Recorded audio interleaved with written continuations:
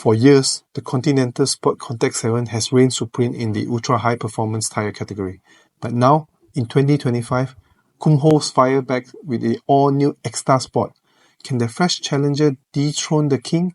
Let's find out. Throughout this comparison, you'll see performance metrics represented in percentages, with the Continental SportContact 7 set as the reference point at 100%. These results are sourced from the 2025 Reifen Testers Summer Tyre Test. In wet braking, the Kumho Ecsta Sport amazingly stops 1.42 meters shorter than the Continental SportContact 7, a 6% advantage. Both tyres score top marks in wet handling, while the SportContact 7 barely edges out in aquaplaning resistance.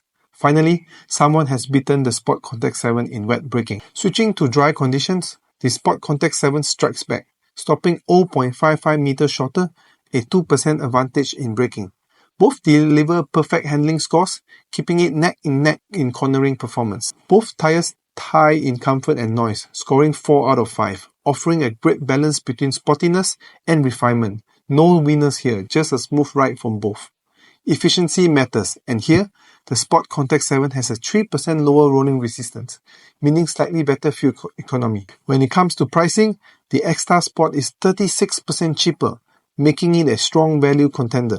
In summary, the Continental SportContact 7 excels in dry braking and efficiency. On the other hand, the Kumho Ecsta Sport shines in wet braking and pricing.